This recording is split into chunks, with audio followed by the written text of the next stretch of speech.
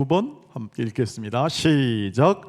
롯이 이르되 내게 어머니를 떠나며 어머니를 따르지 말고 돌아가라 강권하지 마옵소서. 어머니께서 가시는 곳에 나도 가고 어머니께서 머무시는 곳에서 나도 머물겠나이다. 어머니의 백성이 나의 백성이 되고 어머니의 하나님이 나의 하나님이 되시리니. 한 번 더 하겠습니다. 시작. 롯이 이르되 내게 어머니를 떠나며 어머니를 따르지 말고 돌아가라 강권하지 마옵소서. 어머니께서 가시는 곳에 나도 가고 어머니께서 머무시는 곳에서 나도 머물겠나이다. 어머니의 백성이 나의 백성이 되고 어머니의 하나님이 나의 하나님이 되시리니. 아멘. 아멘. 이제 오늘 마지막 날이 되었습니다. 하나님께서 주신 이 말씀으로 시작하는 한 해, 새해가 막 밝아서 바로 송구영신 예배 드린 다음에 이렇게 하나님의 말씀 사경회로 모이게 된 것을 기쁘게 생각하고 이제 마지막 날까지 왔습니다. 지난 이틀간 말씀을 증거해 주시고 오늘 이제 말씀을 마지막으로 증거해 주실 목사님 나올 때 우리 일관되게 할렐루야, 이제 우리가 하나님의 말씀을 잘 듣겠습니다 하는 마음을 가지고 우리 환영하고 또 우리 하나님의 말씀을 듣겠습니다. 할렐루야로 합니다. 할렐루야. 여러분 정말 잘 오셨습니다. 정현종 시인의 방문객이라는 시가 있습니다. 사람이 온다는 건 실은 어마어마한 일이다. 그는 그의 과거와 현재와 그리고 그의 미래와 함께 오기 때문이다. 그의 일생이 오기 때문이다. 부서지기 쉬운 마음, 그래서 부서지기도 했을 마음이 오는 것이다.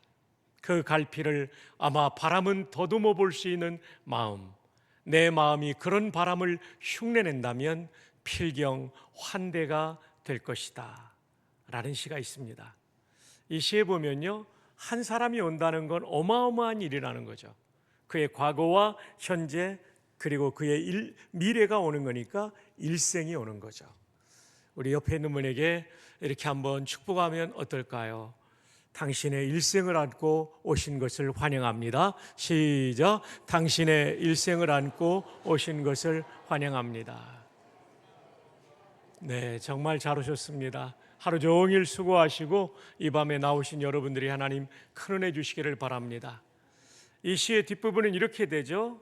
부서지기 쉬운 마음, 그래서 부서지기도 했을 마음이 오는 것이다. 우리는 얼마나 마음이 잘 부서집니까? 직장 생활하고 사업할 때 한마디 험한 말만 들어도 마음이 부서지고 깨지잖아요. 그런데 말이죠, 그 갈피를 바람은 더듬어 볼 수 있는 마음, 참 시가 멋집니다. 이 갈피가 켜켜이 쌓여 있는 그것을 말하는 거 아닙니까? 어릴 때 이 뒷동산에 올라가면 여름에 막 달려서 올라가다 보면 더운데 그 미풍이 불어오면 참 이 셔츠 안까지 바람이 스며드는 그 갈피 속으로 스며드는 경험을 여러분들이 했을 거예요. 왜 그 노래 있지 않습니까? 산 위에서 부는 바람, 시원한 바람. 그 다음 뭐죠?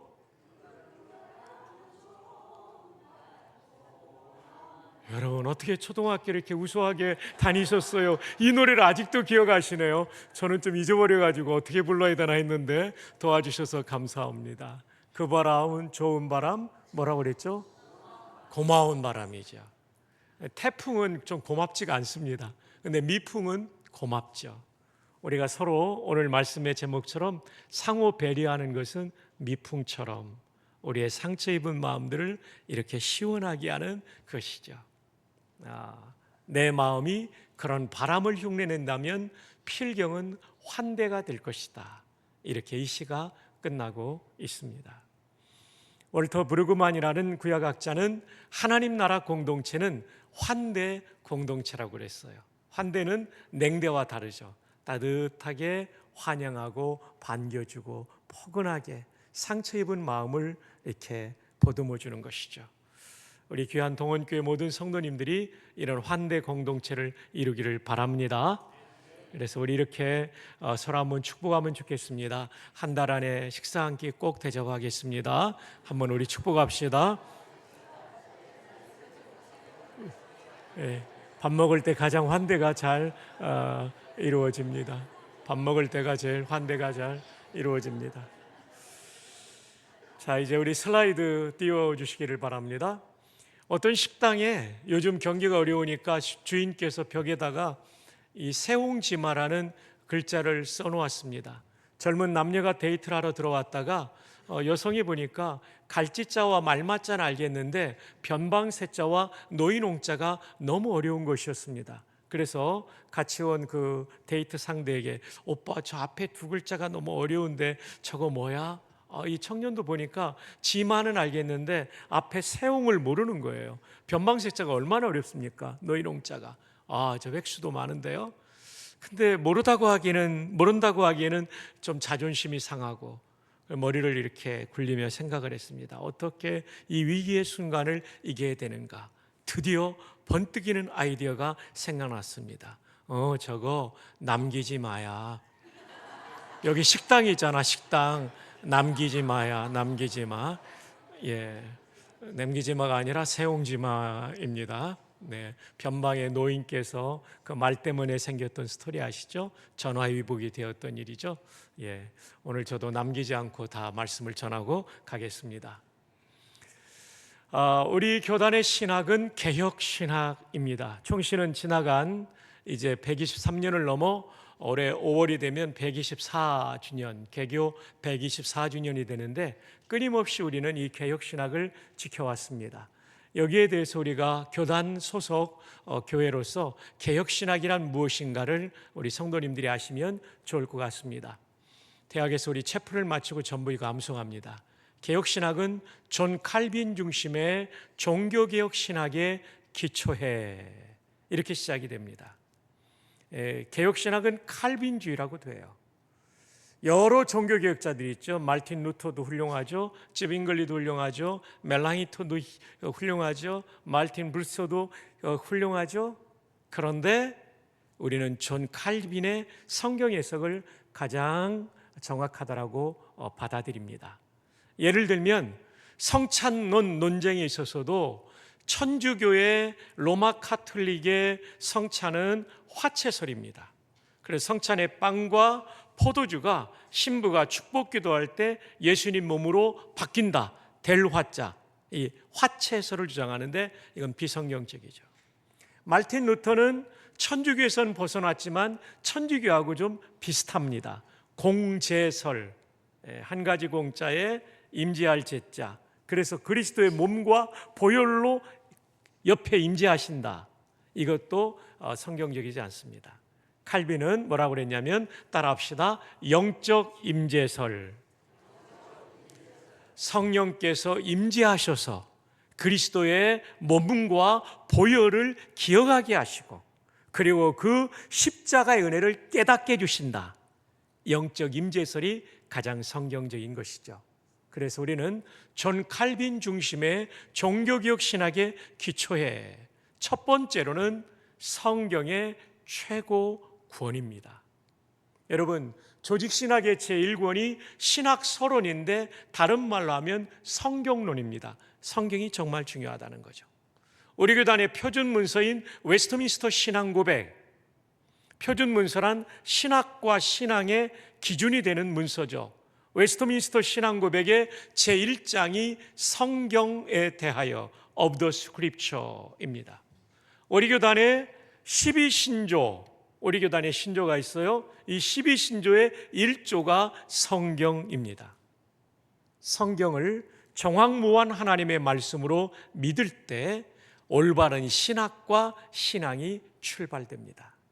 자유주의는 이 성경을 하나님 말씀으로 믿지 않고 인간의 작품으로 믿습니다.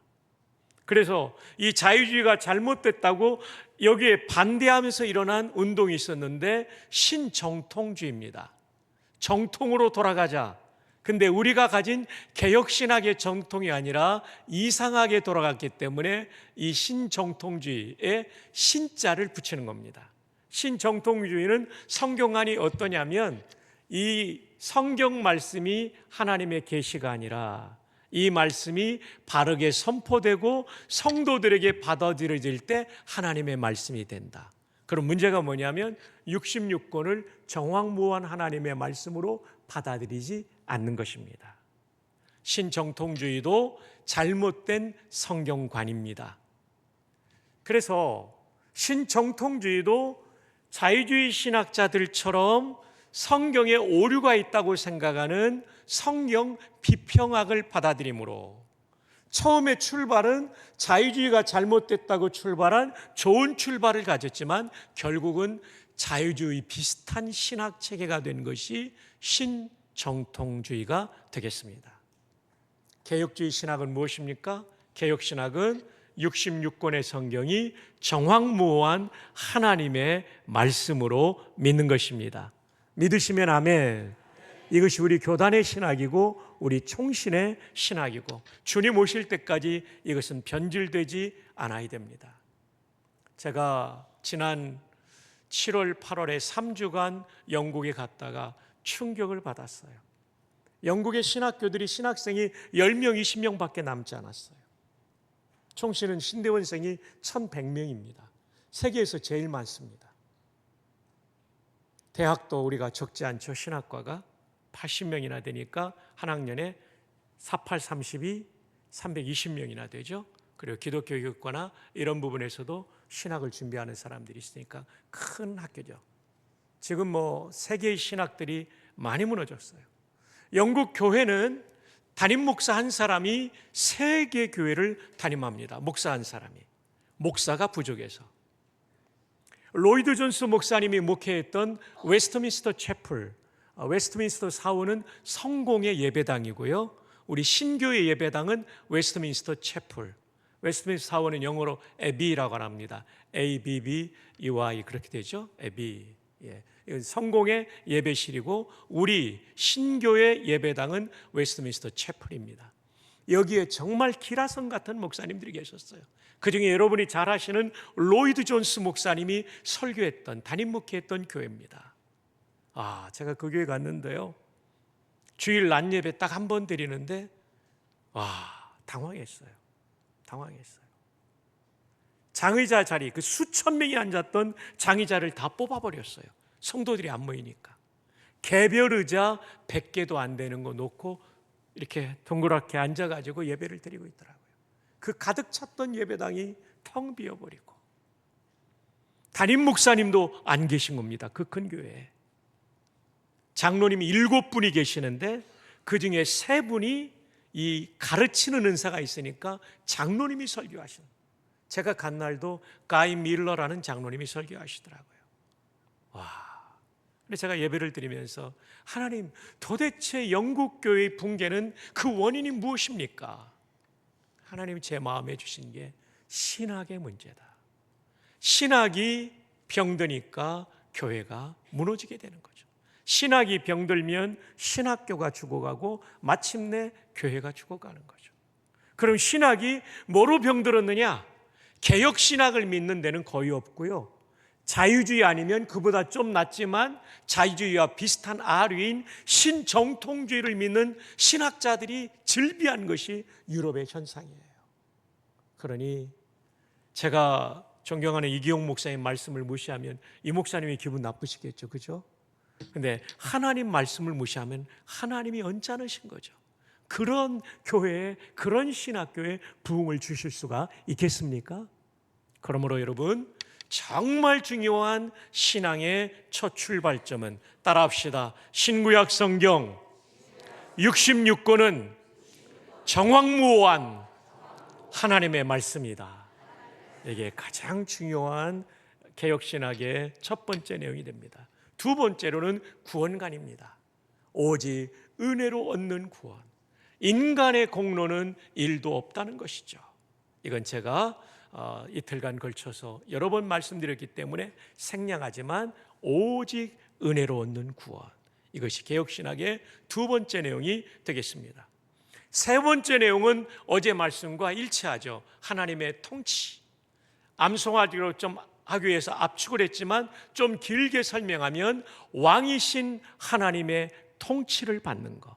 다른 말로 하면 종이 되어 순종하는 것. 여러분 다 기억나시죠? 종놈이 되자. 그리고 여성들은 고맙습니다. 도와주셔서.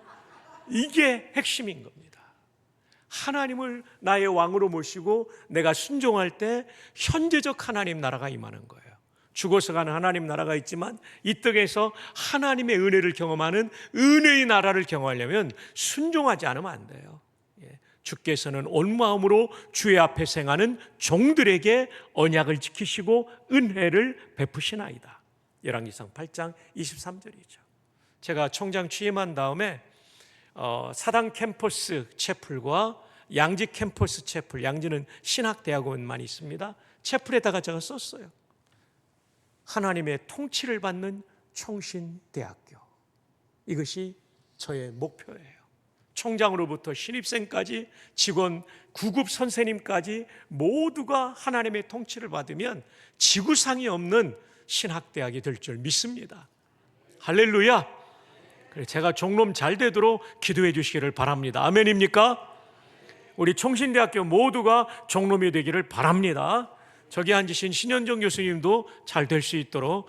신 교수님이 이렇게 제목하면 굉장히 부담스러워하는 성품인데 제가 오늘 또 이렇게 하게 됐습니다. 우리 모든 교수님들과 직원 선생님들과 학생들이 종놈이 되고 종의원이 되면 하나님께서 큰 역사를 이루실 줄로 믿습니다. 그 다음 마지막 네 번째, 문화 변혁입니다.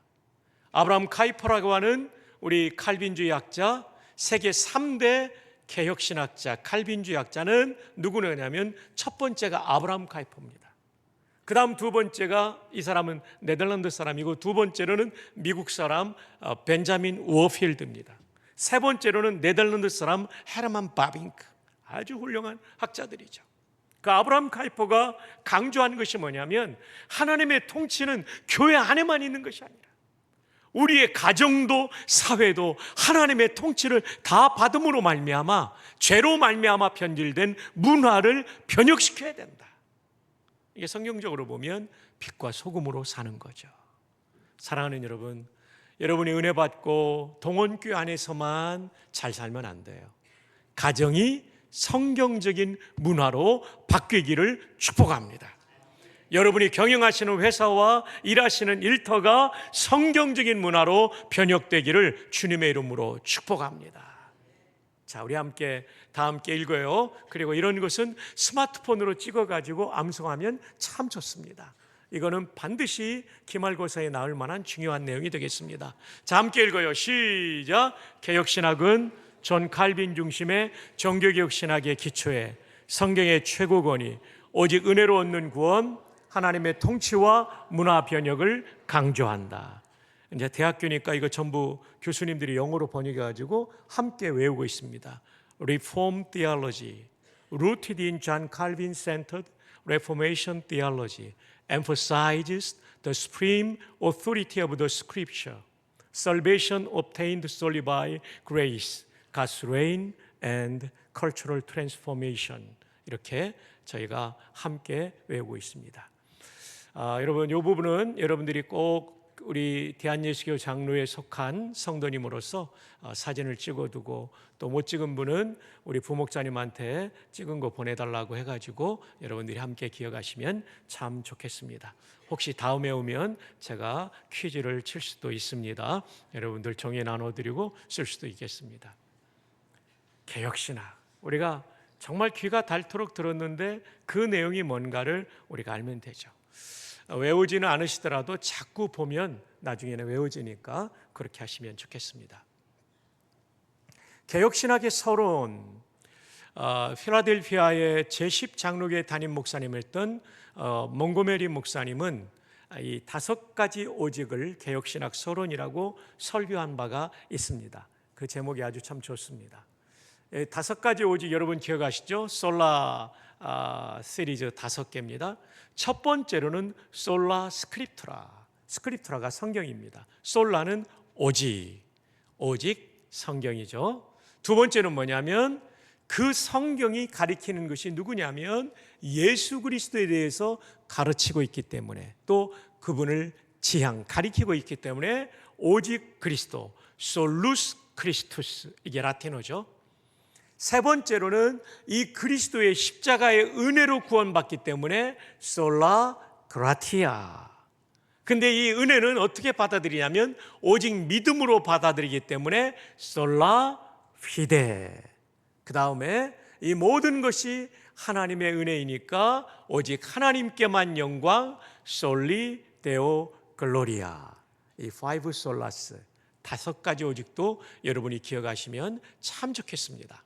자, 그런데 여기에도 순서가 있어요. 이게 뒤죽박죽 소개하는 분들이 있는데 제가 이 부분을 이렇게 좀 연구해 보니까 순서가 있어요. 이것도 1번이 성경입니다. 성경관이 잘못되면 신앙은 다 무너지기 때문에 오직 성경이 1번입니다. 그리고 그 성경이 그리스도를 가르치기 때문에 오직 그리스도가 2번입니다. 그 다음에 그분이 은혜로 우리를 구원하시니까 오직 은혜가 3번입니다. 그리고 이 은혜는 믿음으로 받아들이기 때문에 오직 믿음이 4번입니다. 그리고 마지막 5번은 오직 하나님께만 영광이. 근데 여러분들 가운데는 좀 궁금한 게 있을 거예요. 스크립투라, 크리스투스, 그라티아, 피데, 글로리아 다 있는데 앞에 솔라가 왜 모양이 자꾸 바뀌는가? 여러분, 오직이라는 말이 우리말에는 부사지만 라틴어에는 형용사입니다. 라틴어와 헬라어 다 마찬가지인데 특징이 뭐냐면 여러분, 라틴어는 유럽의 한자 같은 거라고 생각하면 좋습니다. 배운 사람들의 언어죠. 지난번에 말씀드린 것처럼 철칠이 이 라틴어가 어려워가지고 영국 왕립육군사관학교를 3번이나 떨어졌는데 참 어렵습니다. 변화가 많죠. 동사 활용도 많고 명사, 형용사, 격변화가 많은데요. 자, 솔라 스크립투라에서 솔라는 형용사고 스크립투라는 명사예요. 그럼 형용사의 모양은 명사를 따라가는 것이 문법의 원리입니다. 근데 스크립투라라는 말은 여성 명사예요. 그러니까 형용사인 솔라도 여성 명사가 돼야 되죠. 여성 형용사가 돼야 되고 아로 끝나면 주격입니다. 주격은 은는 이가로 끝나죠. 그래서 성경, 오직, 성경만이. 그래서 아로 끝나니까 솔라도 아로 끝나는 겁니다. 자, 그 다음에 보면 크리스투스는 남성 명사 주격이니까 형용사도 남성의 주격으로 써야 되죠. 주격은 은는이가로 끝나죠. 오직 그리스도만이. 그래서 여러분, 오직 성경 이렇게만 번역하면 완벽한 번역이 아니에요. 오직 성경만이 이렇게 번역해야 격을 살린, 조사까지 살린 정확한 번역이죠. 오직 성경만이 우리의 신학과 신앙의 유일한 표준이고 지침입니다. 이런 고백이에요. 그 다음에 오직 그리스도만이 우리의 유일한 구원자이십니다. 그래서 주격 단수 남성이죠. 그 다음에 솔라 그라티아. 여기서 여러분, 여성 명사가 아로 끝날 때는 주격, 은는 이가로도 번역되지만 탈격은 우리말에 없는 표현입니다. 탈격으로도 쓰입니다. 그래서 문맥에 따라서 여성 명사가 아로 끝났을 때 어떨 때는 주격이고 어떨 때는 탈격으로 쓰입니다. 여러분이 탈격 없는 말인데요. 우리는 뭐로 번역하냐면 말미암아 또는 통해서로 번역합니다. 그러니까 솔라 그라티아를 어떻게 번역이 되면 오직 은혜로 말미암아, 이렇게 번역해야 정확한 번역이 되는 겁니다. 이해가 되시면 한번 고개를 끄덕여 주시기 바랍니다. 여러분의 수준이 상당히 높다는 것을 다시 한번 확인하게 되었습니다. 근데 당황스러운 게 나머지 2개입니다. 솔라 피데는 어미가 같지가 않죠. 왜 그러냐면 피데스라는 믿음이라는 명사가 오변화 명사라고 해서 불규칙 변화이기 때문에 이 모양이 된 겁니다.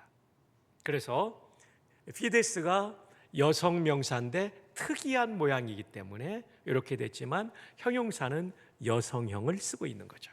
그리고 이것도 솔라가 주격도 될 수 있고 탈격도 될 수 있는데 탈격으로 해석해서, 탈격은 2가지로 대략 해석합니다. 말미암아 통해서. 그래서 솔라 피데는 탈격으로 믿음을 통해서 우리는 은혜를 받아들이죠. 자, 그 다음에 좀 복잡한 게 나왔는데 여러분 오늘 굉장히 머리가 복잡했을 것 같아요. 그래도 한번 우리가 설명을 듣고 나면 또 도움이 될 수 있다고 봅니다. 특별히 젊은 분들을 위해서 제가 오늘 설명을 하고 있습니다. 솔리는 역격입니다. 역격은 누구누구에게, 데오, 하나님이라는 단어인데 역격이에요. 오직 하나님께만, 하나님에게만이라고 할 수 있지만 우리말은 경칭을 쓰니까 오직 하나님께만. 그 다음 글로리아는 여성인데 주격도 될 수 있고 탈격도 될 수 있는데 여기서는 주격으로 해석합니다. 오직 하나님께만 영광이. 이렇게 해석해야 5가지 오직에 대한 정확한 번역이 되겠습니다. 저를 한번 따라합시다. 솔라 스크립투라, 오직 성경만이. 네, 잘 해석했습니다. 솔루스 크리스투스, 오직 그리스도만이. 이 둘 다 주격으로 해석하는 겁니다. 솔라 그라티아, 오직 은혜로 말미암아. 아로 끝났지만 탈격으로 해석합니다. 솔라 피데, 오직 믿음을 통해서. 불규칙 명사 피데스인데 거기에 피데가 탈격이 되는 것입니다. 원형은 피데스입니다. 그래서 오직 믿음을 통해서 탈격으로 해석합니다. 그 다음에는 이 솔리데오 글로리아는 앞에 2개는 역격, 누구누구에게 역격이고 글로리아는 영광이 되는 거죠. 한번 따라합시다. 솔리데오 글로리아, 오직 하나님께만 영광이. 이렇게 조사까지 정확하게 할 때 이 번역이 잘된 번역이라고 하겠습니다. 자, 여러분에게 잠시 머리 아픈 라틴어를 알려드려서 성구하게 생각합니다만은 그래도 한 번쯤 들어놓으면요 여러분에게 도움이 된다고 생각합니다. 동의하시면 하면, 거의 압박 수준에서 동의를 부탁드려서 죄송합니다. 어쨌든 여기서 하이라이트한 솔라 스크립투라를 꼭 기억하십시오. 오직 성경만이 우리의 신학과 신앙의 유일한 표준이고 성경 66권은 정확무한 하나님의 말씀으로 우리는 기억해야 되죠. 첫날에 말씀드린 것처럼 3가지 하나님의 말씀이 있다고 말틴 루터는 말했습니다. 기록된 말씀인 성경. 그 다음 2번째는 뭐였죠?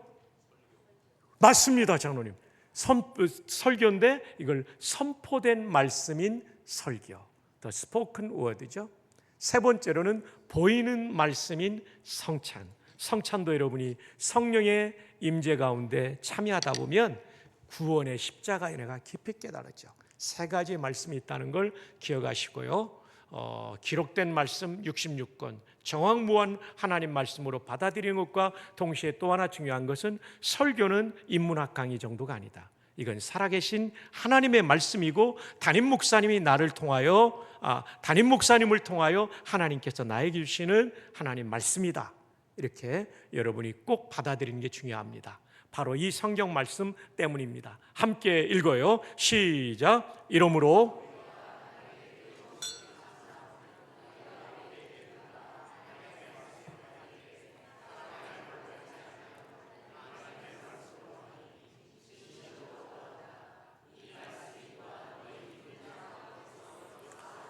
자, 한번 저랑 같이 보겠습니다. 제가 설명드립니다. 우리는 바울과 그 선교팀이죠. 우리가 하나님께 끊임없이 감사한다. 정말 감사한 게 있다. 너희가 우리에게 들은 바 하나님 말씀 설교를 받을 때 사람의 말, 저거 바울의 말이야 이렇게 받지 아니하고 바울을 통해 주시는 하나님 말씀이야 이렇게 받았다는 거죠. 진실로 그러하도다. 이게 진짜라는 얘기예요. 진짜. 이 말씀이 또한 너희 믿는 자 가운데서 뭐 한다고요? 역사. 여기서 역사는 히스토리가 아니라 work, 일한다는 뜻이에요. 그러니까 어제 말씀드린 것처럼 에베소 교회 3년을 설교했어요, 바울이. 고린도 교회 1년 6개월을 설교했어요. 데살로니가 교회는 고작 3주. 새 안식일에 강론했다라고 나오거든요. 3주밖에 설교를 안 했어요. 근데 이 교회가 어떻게 그 당시 전 세계에 믿음으로 소문난 교회가 되었는가? 설교를 듣는 태도가 다른 거죠. 법외로우신 성도 여러분, 일생 여러분이 예배 때마다 설교를 하나님 말씀으로 받으시기를 축복합니다. 이것이 여러분의 영혼을 살리고 우리 교회를 살리는 것입니다. 그래서 하인리 볼링거라는 스위스의 종교개혁자, 작년에 제가 여기를 가봤어요. 이분이 그런 중요한 얘기를 했어요. 프라디카티오, 라틴어죠. 그 당시 라틴어로 전부 신앙 고백을 썼으니까요. 선포, 베리비, 말씀의, 대의, 하나님의 말씀의 선포, 여기가 주어입니다. 에스트 비동사입니다. 그것은 베르붐, 이게 주어입니다. 주격입니다. 말씀이다. 누구의 말씀? 데우스의 소유격이니까 하나님의 말씀이다. 선포된 하나님의 말씀은 곧 하나님의 말씀이다. 이게 종교개혁자들의 가르침이었어요. 그 근거는 데살로니가전서 2장 13절이죠. 그러면서 우리 설교자들에게는 무거운 책임이 있죠. 성령의 인도 가운데 하나님 말씀을 전하는 거죠. 여러분, 이 칼빈은요, 기독교 강요에서 이런 얘기를 했어요. 성령의 영감으로 기록된 하나님의 말씀은 성령의 조명과 감화로 그때의 말씀이 오늘도 여전히 살아있는 하나님의 말씀이 된다. 이 성령의 영감으로 기록된 말씀은 성령의 조명과 감화로 여전히 살아있는 하나님의 말씀이 된다. 그래서 이것은 개인적으로 여러분이 성경을 읽을 때도 이게 고문서가 아니에요. 오늘도 영감하신 성령 저자께서 여러분의 어두운 눈을 밝혀서 깨닫게 하시고 마음의 감화를 주시기 때문에 이 말씀은 오늘도 살아있는 말씀이 되죠. 동일하게 목사님께서 준비하여 성령의 조명과 감화 가운데 전하는 말씀은 오늘도 살아있는 하나님의 말씀임을 꼭 기억하시기를 바랍니다. 제가 이 부분을 강조하는 이유는 이것입니다. 유튜브에 워낙 많은 강연들이 다니다 보니까 목사님들의 설교조차도 강연의 하나로 생각하기가 쉽다는 겁니다. 그렇지 않습니다. 이 설교는 하나님이 일하시는 통로이기 때문에 하나님의 말씀입니다. 아멘. 자, 제가 참된 장로라는 책에 인용한 내용인데요. 이거 하인리 블링거의 제2 스위스 신앙고백서에 나오는 내용입니다. 함께 읽어요. 시작. 합법적으로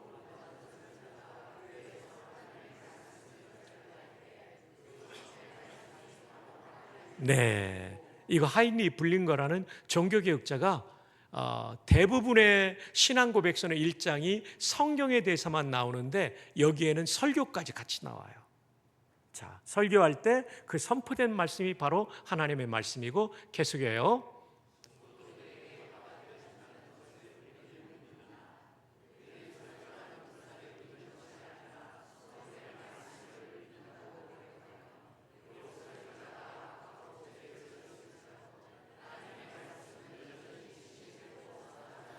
네, 저희의 연약함에도 불구하고 그렇다고 저나 이기영 목사님이 죄를 지을 사람은 아니라고 생각합니다. 여러분 왜 반응이 없어요? 예, 우리의 연약함에도 불구하고 여전히 설교는 하나님 말씀이라는 아주 강력한 신앙 고백서의 내용을 여러분 꼭 기억하시고 어쩌면 여기 계신 어르신들, 저보다 연배 위신 형님 누님들은 본문만 나와도 설교가 어떻게 전개될지 다 예측할 수 있는 분도 계실 거예요.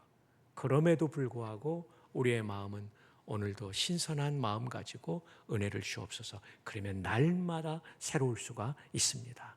이런 진짜 예배자 되기를 축복합니다. 자, 이제 오늘 본문의 말씀으로 이제 드디어 들어갑니다. 제목 한번 읽어볼까요? 시작. 1970년대 한국 경제가 오일 쇼크로 힘들 때 아메리칸 드림을 꿈꾸며 미국으로 이민 간 가정이 있었습니다. LA에 정착하며 남청 여바의 눈물 젖은 이민의 삶을 시작했습니다. 젊은 부부는 두 아들을 데리고 이민의 삶을 살았어요. 남청 여바는 LA에서 70년대 유명했던 80년대도 유명했죠.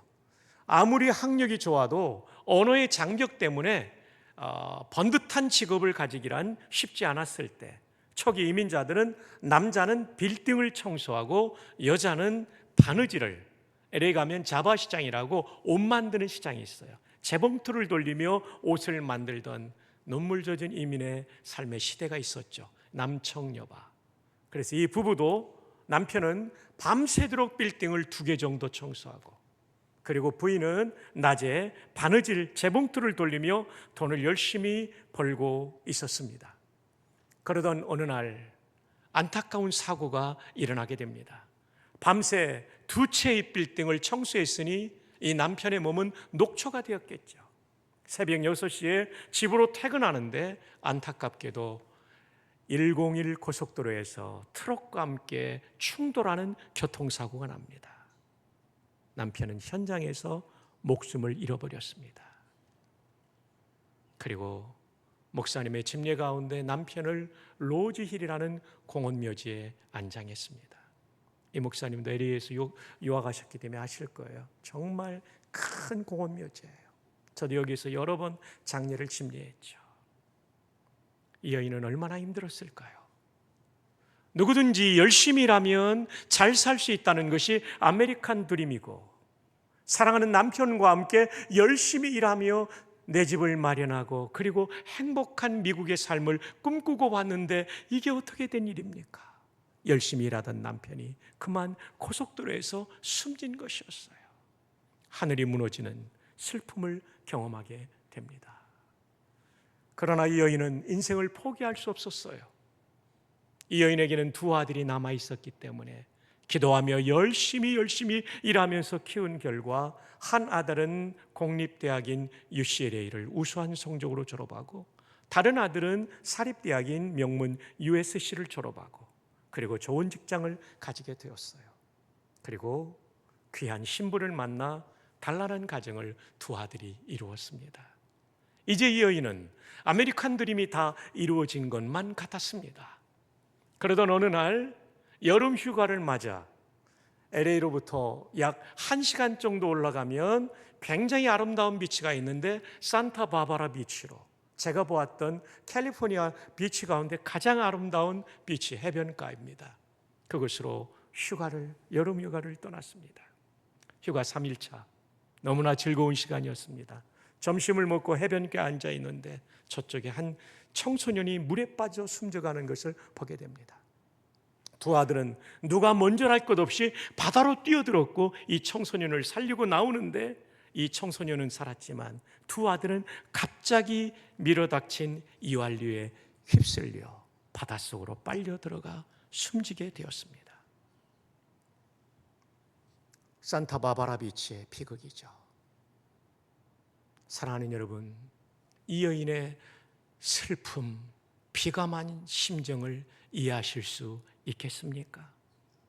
아메리칸 드림을 꿈꾸며 남편과 함께 김포를 떠날 때 한껏 기대가 부풀어 있었지만 남편이 숨지고, 그리고 2 아들이 건강한 성장과 성공, 그리고 단란한 가정을 이루어서 이제 살만하다 했는데 2 아들까지 잃어버린 것이죠.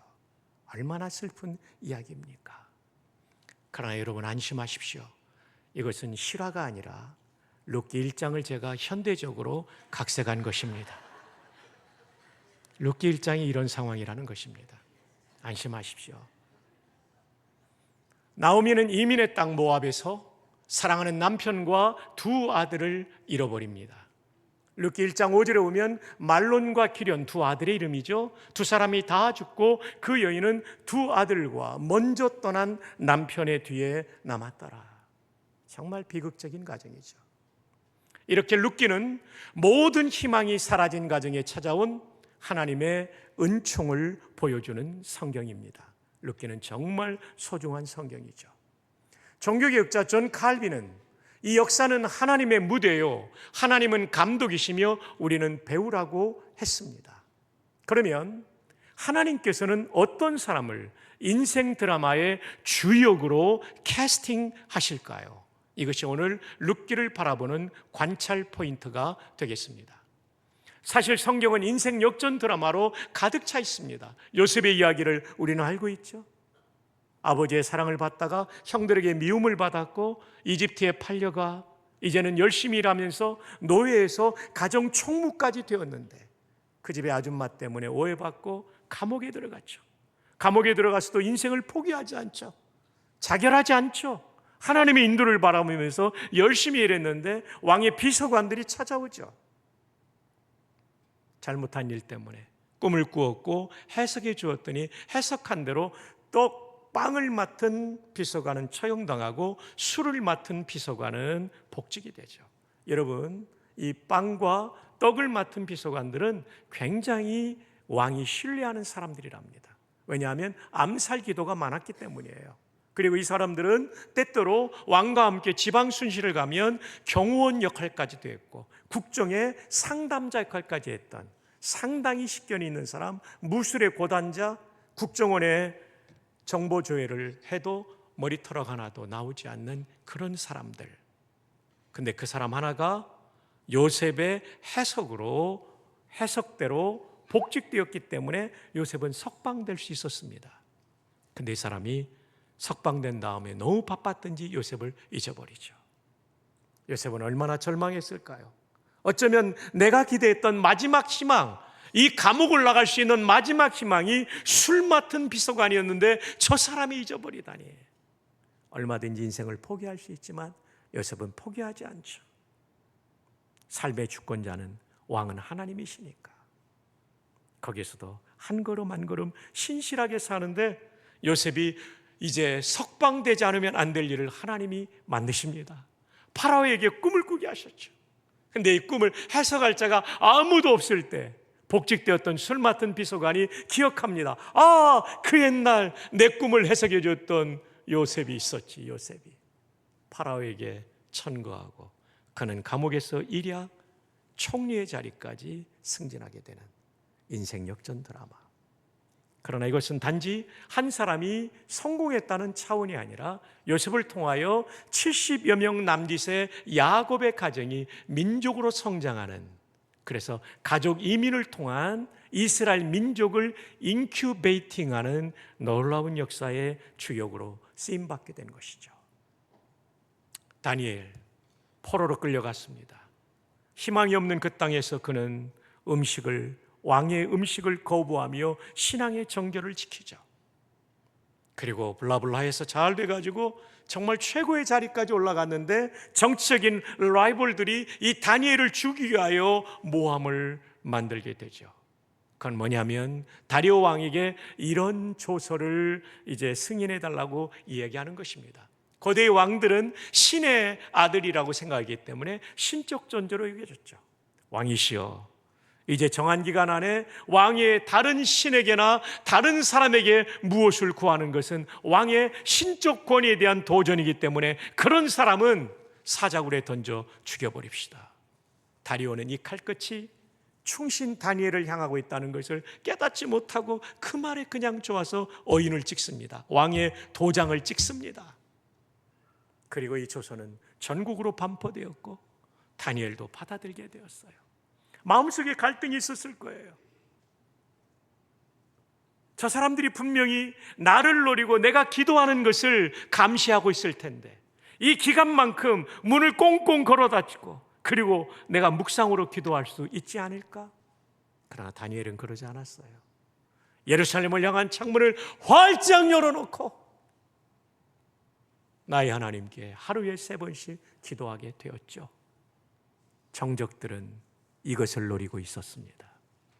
그리고 다니엘이 기도한다는 이야기를 보고하고 그를 사자굴에 던져 넣었습니다. 이젠 영락없이 죽을 수밖에 없는 상황. 다리오는 그 밤 식음을 전폐하고 다니엘을 생각합니다.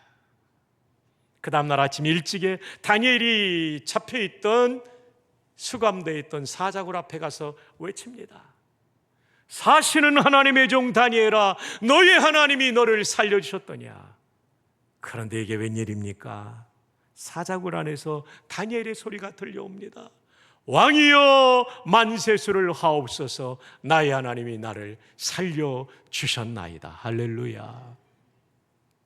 사자들이 입을 벌리고 응하고 잡아먹으려고 올 때 천사가 입을 딱 막았을 것 같아요. 먹으려고 왔다가 뽀뽀하고 돌아가지 않았을까? 저는 이렇게 묵상을 합니다. 사자가 앞발로 그냥 다니엘아 탁 때려가지고 기절시켜가지고 먹으려고 했는데 이 힘껏 내리치려고 하는 순간 천사가 아빠를 딱 잡아가지고 가까이 와서 이렇게 마사지하고 가지 않았을까? 예, 물론 이것은 성경에 나오지 않기 때문에 밖에 나가서 말하지 마시고요. 전국 가서 물어봅시다. 다리오 왕은 화를 내며 그 못된 조소를 만들었던 신하들을 그 가족들과 함께 사자굴에 던지니까 그 사람들의 몸이 땅에 닿기도 전에 사자들이, 지난밤에는 다니엘을 건드리지도 못했던 사자들이 그들의 뼈를 부러뜨려 죽였다라고 성경은 말하고 있죠. 정말 놀라운 인생 역전 드라마가 아닐 수 없습니다. 에스더는 어떻습니까? 그는 민족 전체가 말살될 수밖에 없는 상황 속에 내가 죽으면 죽으리이다 하고 금식하며 기도하고 나갈 때, 이 죽으면 죽는다는 얘기가 비명 횡사하면 비명 횡사할 것이다라고 번역할 수 있는 단어입니다. 그냥 고이 죽는 게 아니에요. 처형당한다는 뜻을 가지고 있는 거예요. 그럴지라도 나는 민족을 위해 기도하고, 왕이 부르지 않았는데 나갈 때 왕이 죽일 수도 있음에도 불구하고, 처형당할 수 있음에도 불구하고 그렇게 나가죠. 근데 왕이 에스더를 볼 때 너무나 아리따운 거예요. 나라의 절반이라도 주겠다고 하면서 에스더의 이야기가 풀려가고, 마침내 유다 민족을 죽이려고 했던 하만은 그가 모르드게를, 에스더의 사촌 오빠 모르드게를 달려했던 그 높은 장대에 하만이 달리고, 하만이 타던 가마를 모르드게가 타고, 그의 관복을 모르드게가 입고 유다 민족을 죽이려던 사람들이 오히려 죽임을 당하는 대역전 드라마. 저는 한국 역사 속에도 이런 역전 드라마가 많이 있었다고 알고 있습니다. 6.25 전쟁 때 낙동강 방어선까지 밀렸고 풍전등화 위기 속에 나라가 완전히 공산화될 수밖에 없을 상황에 부산에 피난왔던 목사님, 장로님들이 회개 기도를 했어요. 내수동교회 원로 목사님인 박이천 목사님에게 들은 이야기입니다. 전국에서 피난 오신 목사님, 장로님들이 하나님 앞에 어떤 회개 기도를 했냐면, 첫 번째, 하나님, 우리가 신사참배한 거 회개합니다. 두 번째, 어떤 회개했냐면, 하나님, 우리가 우리의 욕심 때문에 분열한 거 회개합니다. 근데 여러분, 통곡하며 회개하니까 그때 예배당들은 좀 마룻바닥이잖아요. 이 마룻바닥에 눈물만 떨어지는 게 아니라, 여러분, 눈물이 나오면 뭐까지 나오죠? 그렇죠. 기도한 분들은 압니다. 콧물까지 나와요. 그래서 마룻바닥이 끈적끈적할 정도로 저은원이, 그 수많은 목사님, 장로님들이 진짜 회개를 한 거죠. 근데 한 분 장로님이 환상을 보았대요. 인민군이 낙동강 전선에서 쫓겨가는 환상을 보았대요. 그리고 나서 낙동강 전선을 지킵니다. 어떻게 지키냐면, 장마철인데 비가 와가지고 미 공군의 폭격기가 출격을 못하다가 기도하니까 해가 떠가지고 폭격을 하고 인민군의 남하를 저지할 수 있었던 이야기. 인생 역전 드라마 아니겠습니까? 지금 대한민국은 어려운 시기에 있습니다. 우리의 기도가 이 나라의 운명을 살릴 수 있기를 주님의 이름으로 축복합니다. 그런데 역사상 가장 강력한 역전 드라마는 무엇일까요? 바로 예수 그리스도의 부활입니다. 죽은 지 사흘이 지나 이제는 살 소망이 없던 그분이 다시 살아나신 것, 이건 하나님의 전능하신 능력인 줄 믿습니다. 이 하나님이 우리 하나님이심을 기억하시기를 바라며, 여러분의 인생에도 역전 드라마가 펼쳐질 수 있다는 믿음을 가지시기를 축복합니다. 그렇다면 하나님께서는 왜 나오미와 룻에게 인생 역전 드라마를 허락하셨을까요? 그것은 하나님 마음에 쏙 들었기 때문이에요. 저와 여러분이 기도 많이 하는 것도 참 중요한데, 한 가지 더는 우리의 언행 심사가, 말과 행동과 이 마음이 하나님 마음에 쏙 드는 게 아주 중요해요. 그것이 무엇일까요? 지금부터 추적해 봅시다. 자, 1장 6절 여러분 한번 읽어주세요. 시작.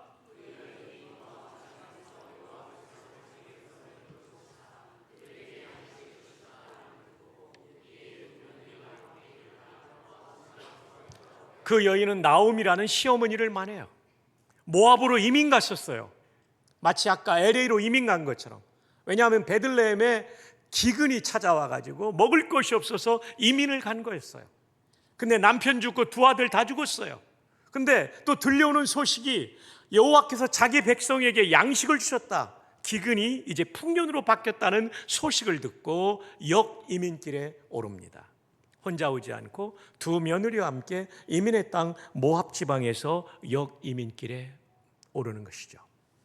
있던 곳에 나오고 두 며느리도 그와 함께하여 유다 땅으로 돌아오려고 길을 가다가 며느리들과 함께 이제 모압에서 유다 땅으로 돌아오는 역이민길에 오르는데 가다가 생각이 든다는 거죠. 나오미가 두 며느리에게 이르되 너희는 각기 너희 어머니의 집으로 돌아가라. 나 따라가면 너희에게는 희망이 없기 때문에 친정집에 돌아가 재혼하라. 너희 남편들은 다 죽었고 내게는 더 아이가 없기 때문에 형사취수제 계대결혼할 수 있는 너의 시동생도 있지 않다. 너 이제 돌아가, 친정집으로 돌아가. 너희들의 젊은 너희들의 인생에 정말 희망을 가지고 새로운 남편과 함께 살아가라, 이 얘기를 하고 있는 거죠. 그러면서 하는 얘기가, 이렇게 말하는 이유가 뭐냐면 너희가, 두 며느리 너희가 죽은 자들과 너희 남편들과 나 시어머니를 선대한 것 같이 여호와께서 너희를 선대하시기를 원하며, 이 선대라는 단어가 헤세드라는 단어입니다. 와, 히브리어가 보통 깨질 수 있는데 우리 부목사님들 히브리어 깨지지 않도록 도와줘서 너무 고맙습니다. 저거 오래 붙인 것 같은데 너무 수고 많은데 박수로 한번 격려합시다. 와, 헤세드. 제가 담임 목사님께 신신 부탁을 드렸는데 꼭 이루어졌네요. 부목사님들 수준이 높습니다. 예, 너무 감사합니다. 헤세드. 여러분, 이 헤세드가 사랑의 뜻이 있어요. 특별히 언약적 사랑, 그리고 선하다, 친절하다, 헌신한다, 충성한다, 이런 뜻이 있어요. 그러니까 이 두 며느리가 남편들뿐 아니라 그리고 그 남편들이 죽은 이후에 홀로 남은 가난한 힘없는 시어머니를 박대하지 않고 선대했다는 거죠. 선하게 대하고 친절하게 대하고 헌신적으로 봉양했다는 말이 헤세드죠. 너희가 나를 이렇게 선하게 대한 것처럼, 친절하게 대한 것처럼 여호와께서 친정집으로 돌아갈 너희를 이렇게 선하게 대하시고 복 주시기를 바란다, 이 말씀이에요. 9절, 여호와께서 너희에게 허락하사 각기 남편의 집에서 재혼해서 새 남편의 집에서 위로를 받게 하시기를 원하노라. 제가 8절에 이미 설명했지만 9절에 명시적으로 나오죠. 하고 그들에게 입맞춤에, 이 키스는 굿바이 키스죠. 그들이 소리를 높여 울었다라고 돼 있어요. 그리고 몇 절 건너가면 그들이 소리를 높여 다시 울더니 오르바는 그의 시어머니에게 입맞추되 굿바이 키스하는 거예요. 며느리 둘 중에 오르바라는 며느리는 어머니 배려해줘서 고마워요, 저 갈게요 하고, 정말 미안한데 갈게요, 저 젊잖아요, 저 혼자 못 살잖아요 하고 입맞추고 이제 떠나는 거예요. 근데 루시라고 하는 며느리는 그 나오미라는 시어머니를 붙여찼더라. 야, 이 번역이 기가 막힌 번역이에요. 왜냐하면 이 붙여졌다는 단어가 다바크라는 히브리 말인데요. 와, 다바크가 깨지지 않고 잘 나와서 저는 너무 행복해요. 예, 왜냐하면 이 파워포인트 옮기다 보면 글자가 깨져가지고 막 이상한 숫자 기호로 나오는데 히브리어 그대로 다바크입니다. 이 뜻이 뭐냐면 밀착하여 따르다, 가까이서 따르다. 그러니까 붙쫓았다, 쫓아갔는데 붙어서 갔다, 밀착하여 따르다를 아주 음절을 줄여가면서 번역을 너무 잘했어요. 한국어 번역이요, 정말 잘 돼 있어요. 원어 번역이. 네. 붙쫓았더라, 밀착하여 따르더라. 여러분, 이 말씀을 생각하면 베드로가 떠오르죠. 베드로가 예수님을 멀찍이 쫓아가니라. 그리고 나서 예수님을 부인하잖아요. 근데 룻은 그러지 않아요. 멀리서 쫓아간다는 것은 안 가자니 미안하고, 가자니 힘들고, 위험할 것 같고, 손해볼 것 같고, 이럴 때 멀찍이 쫓아가는 겁니다. 붙였다는 얘기는 무슨 얘기냐면, 어머니, 제가 무슨 일 있어도 어머니 섬기겠습니다, 이거예요. 진짜 훌륭한 며느리를 우리는 오늘 만나고 있죠. 그러면서 루시안 얘기가 오늘 본문이에요. 함께 읽어봅시다. 시작.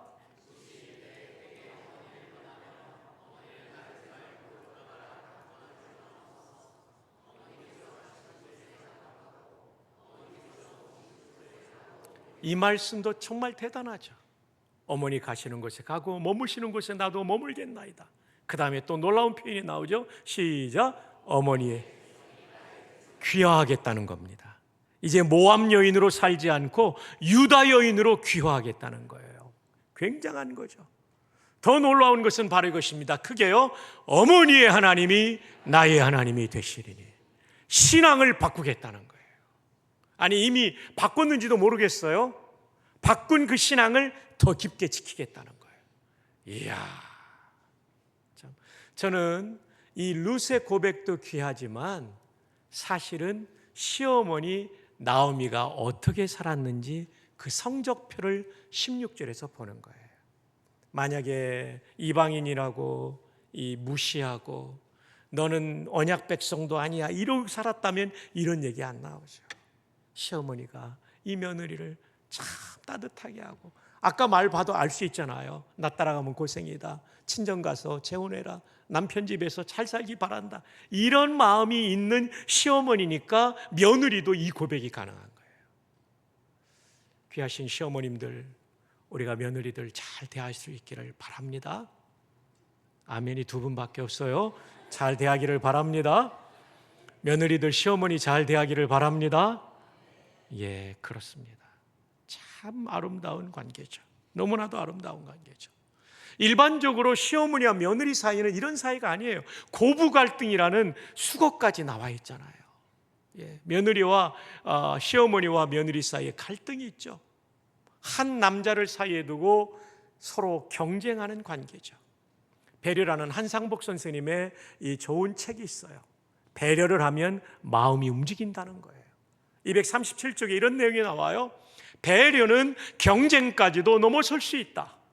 경쟁자의 관점에서 보고 마침내 경쟁자를 더 나은 길로 인도한다. 와, 제가 이 책 읽다가 이게 바로 룻과 나오미의 이야기더라고요. 나오미는 며느리 생각하는 거예요. 시어머니가 나 따라가면 고생이다. 친정 가서 재혼해라. 며느리 오르바는 좀 떠났지만 룻은 어떻게 하는 거예요? 어머니 혼자 가면 고생입니까? 고생입니다. 어머니 가는 곳에 내가 가고 어머니 머무시는 곳에 사는 곳에 제가 살고 어머니의 민족으로 제가 귀하겠고 제가 어머니 하나님도 제가 섬기겠습니다. 경쟁자의 관점에서 보고 마침내 경쟁자를 더 나은 길로 인도하는 거죠. 근데 아십니까? 하나님도 우리를 이렇게 배려하십니다. 사실은 왕이신 하나님에 대한 반역을 저지른 죄인인 우리를 사랑하셔서 우리 입장에서 독생자를 보내주시고, 우리가 아무리 수행을 해도 죄를 없앨 수 없다는 걸 아시니까 하나님 나라의 방식으로 독생자를 보내주시는 배려, 그 독생자는 우리를 위해서 목숨을 바쳐주시는 배려, 그 배려로 말미암아 우리는 구원을 받은 거죠. 사실 배려는요, 하나님 닮은 성품이고 태도입니다. 그래서 배려하는 걸 하나님은 정말 기뻐하시죠. 지금 나오미와 룻에게서 이런 배려를 보게 됩니다. 이 모습을 보신 하나님께서 어떤 생각을 하셨을까요? 이야, 저들이 나를 닮았구나. 하나님이 감동하셨을 거예요.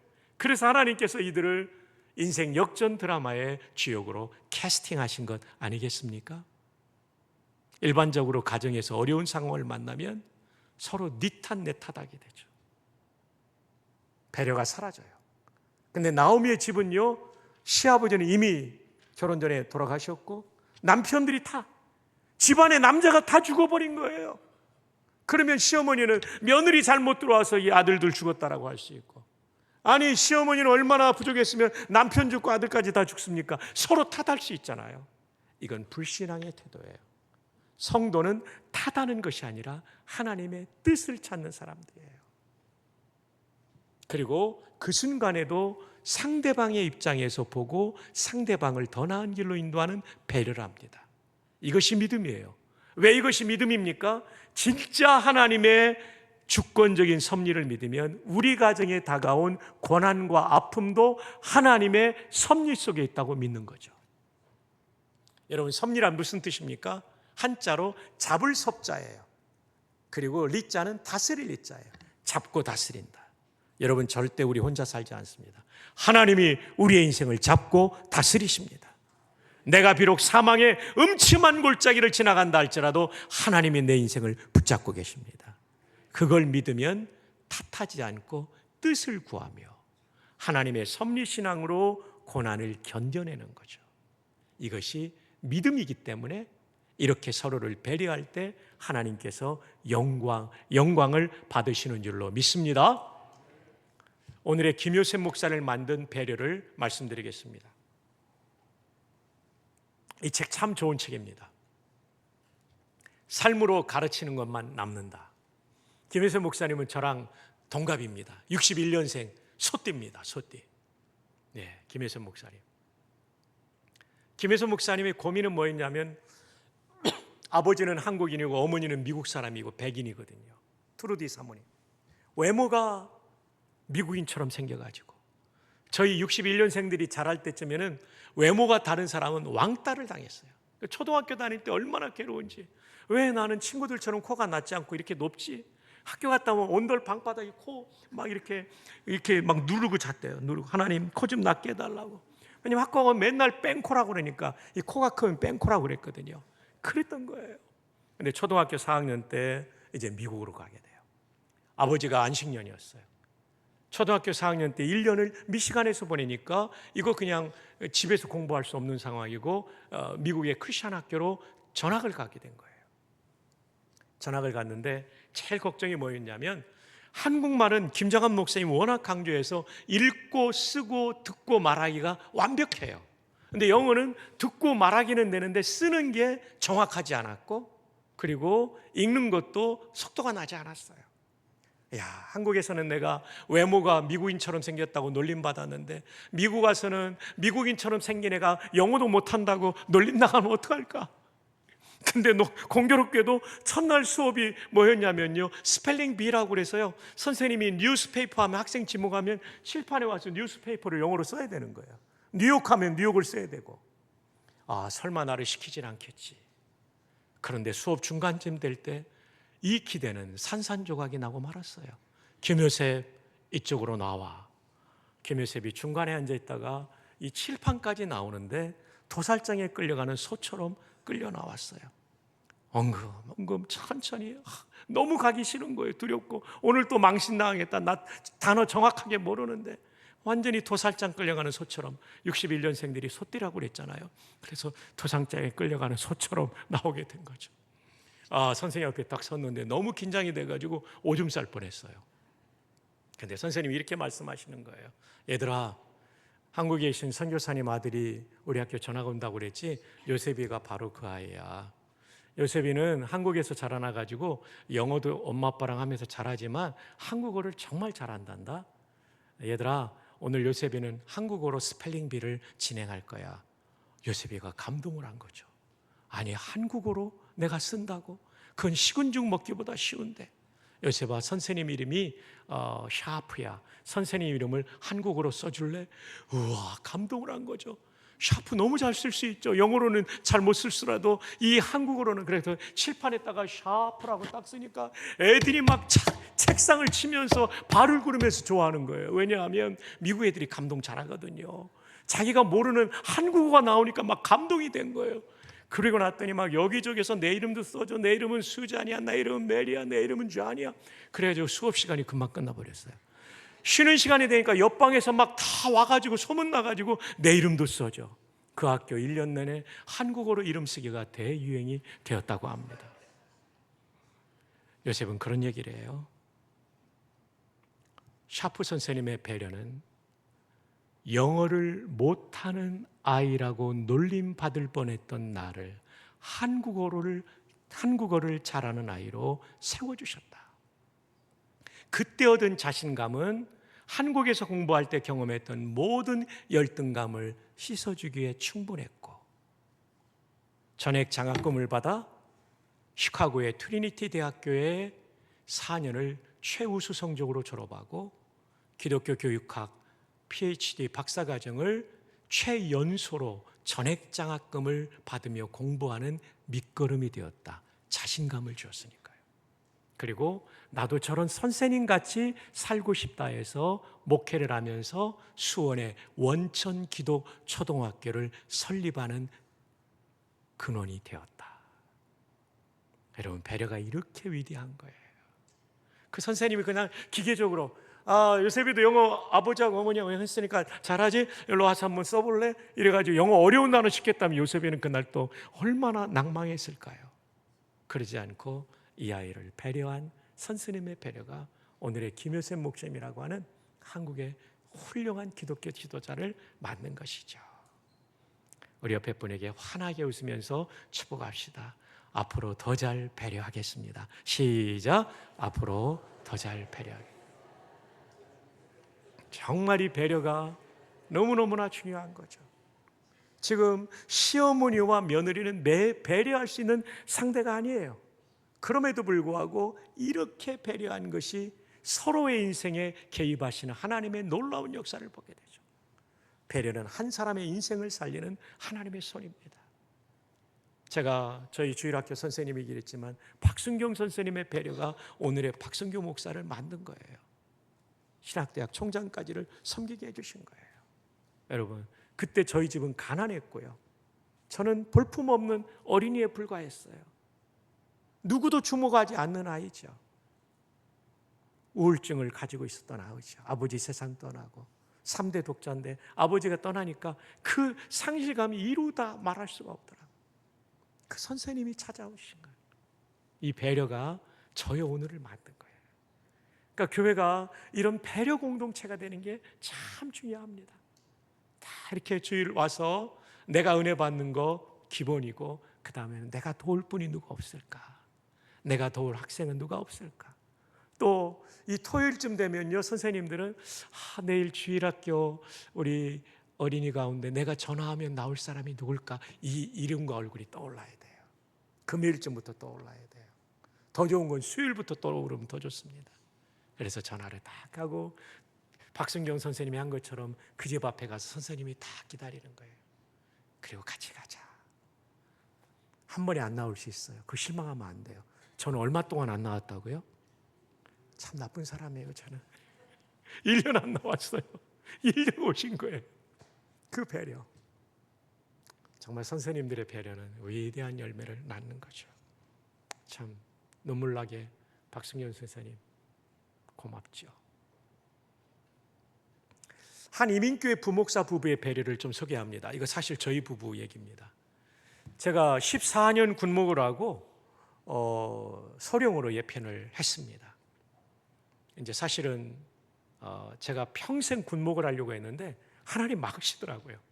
인관할 때 성적도 육군 참모총장상을 받고, 대위 올라갈 때 성적도 교육사령관이 그때 1등인데 1등하고, 연세대학교에서도 THM을 국가장학금으로 하고, 그래서 또 특수훈련도 받고, 그래서 다들 제가 빨리 소령이 될 줄 알았는데 소령을 2번이나 떨어졌어요. 그때는 2번이 마지막 기회였어요. 제가 어떻게 될까 모르겠더라고요. 고등학교 2학년 때 소명받고 그 고3 올라가기 전 2학년 말을 말합니다. 18년을 달려왔는데 거기서 딱 막히는 거예요. 저는 제 인생이 정전된 줄 알았어요. 하나님, 저 어떡하라고요? 저는 정년까지 군목하려고 했는데, 저는 민간 목회 준비 하나도 안 했는데요. 그랬더니 전화가 오더라고요. 오정현 목사님이 그때 LA 개척에서 교회가 막 성장할 때예요. 박 목사 진급 안 됐다면서. 세상에, 소문은요 2주 만에 태평양을 건너가더라고요.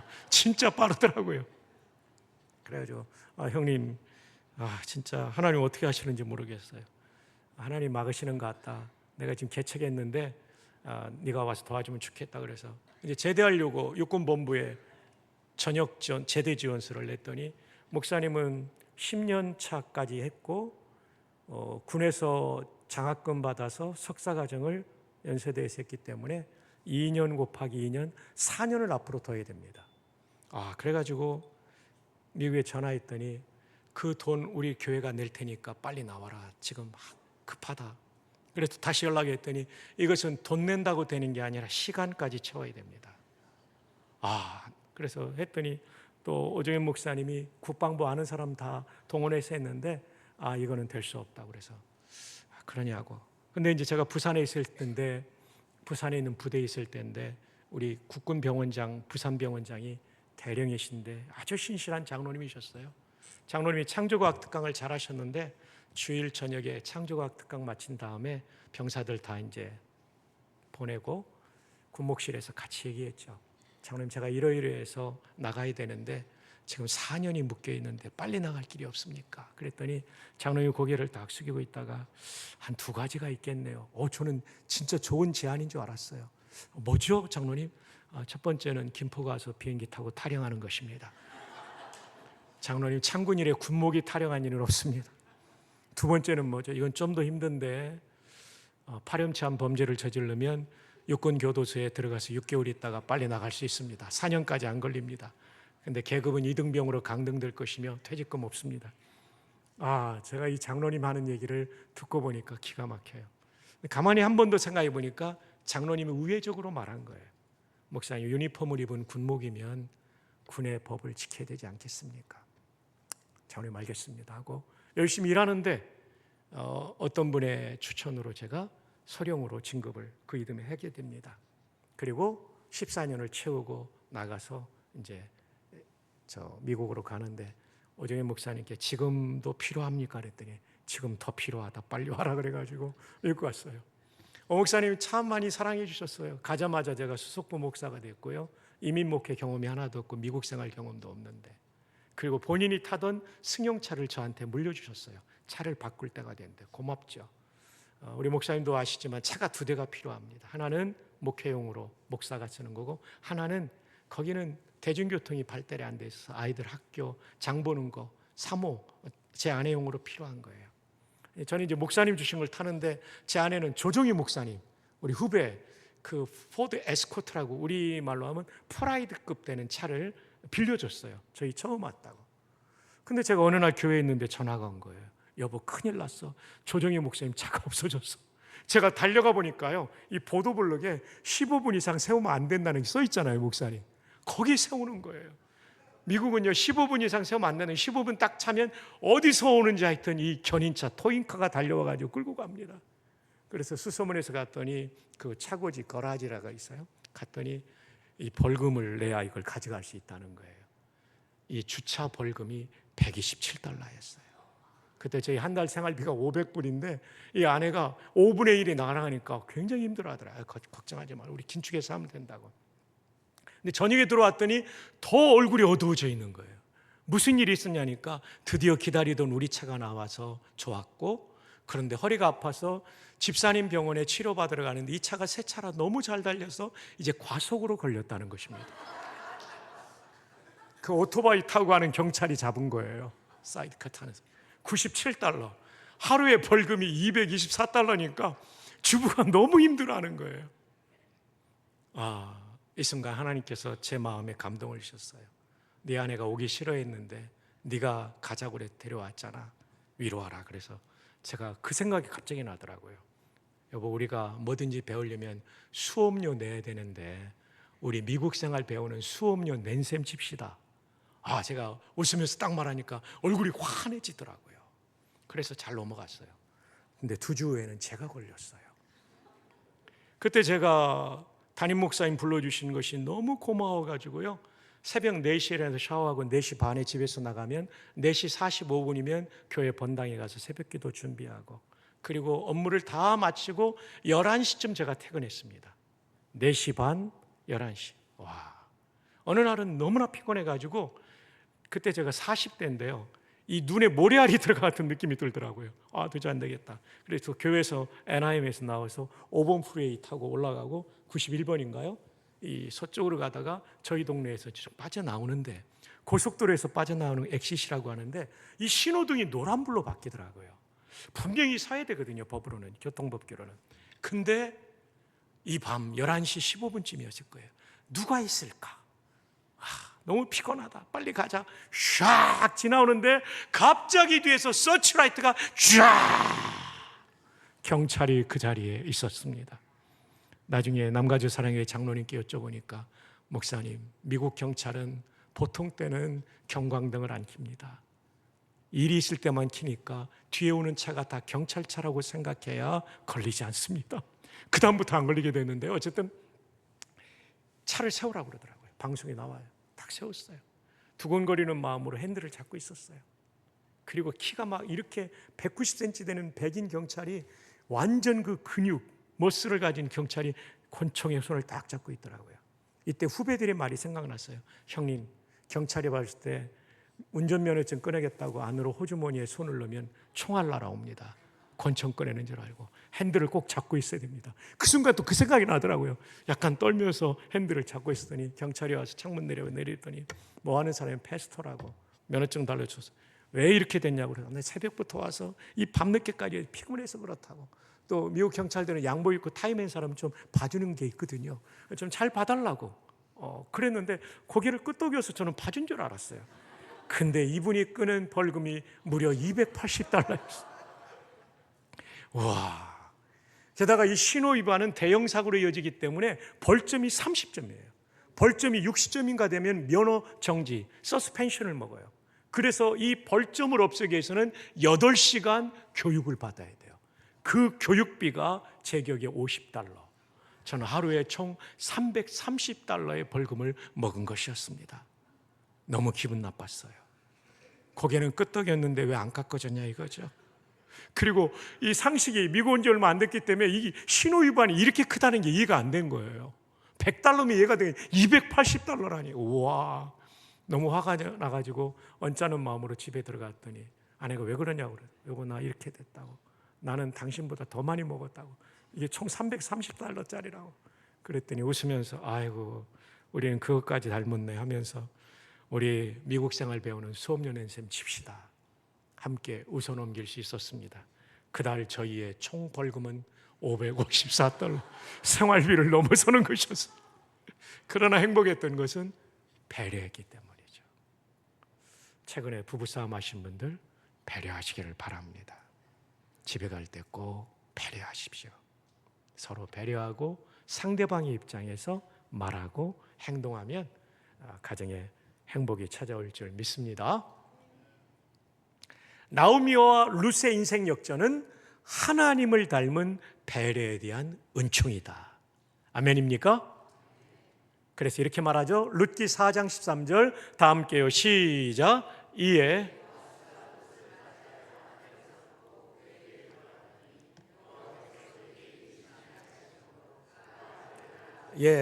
룻은 계대 결혼을 해야지 살 수 있어요.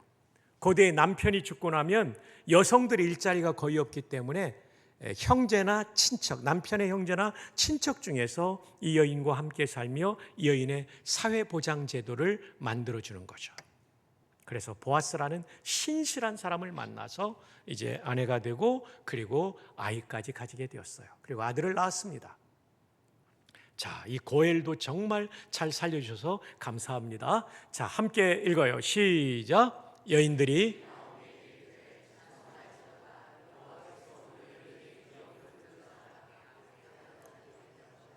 이 아이의 이름이 이스라엘 중에 유명하게 되기를 원하노라. 이 기업 물을 자 고엘, 구원자를 뜻합니다. 그 여인의 생계와 미래를 책임져주는 고엘, 이게 기업 물을 자, 계대 결혼, 대를 이어주는 결혼. 근데 이것이 구원자라는 뜻이 있어요. 사실은 우리도 고엘을 모시고 계십니다. 누구십니까? 예수 그리스도이십니다. 그분이 우리의 보장이 되시고 우리의 미래를 책임져 주십니다. 할렐루야. 믿으시면 아멘. 한번 따라합시다. 예수님은 나의 고엘이 되신다. 나를 책임져 주시는 분이시란 거죠. 이는 내 생명의 회복자이며 내 노년의 봉양자라. 곧 너를 사랑하며 7 아들보다 귀한 내 며느리가 낳은 자로다. 자, 이렇게 놀라운 변화가 일어나요. 서로 배려하니까. 그리고 사람들이 보기에도 아들 7보다 며느리 하나가 더 낫다. 이런 배려의 관계를 통한 열매가 나타나게 되는 거죠. 우리가 믿는 하나님 여호와는 서로 배려하는 사람들을 기뻐하십니다. 그 하나님 여호와의 모든 능력을 동원하여 그들에게 인생 역전을 주십니다.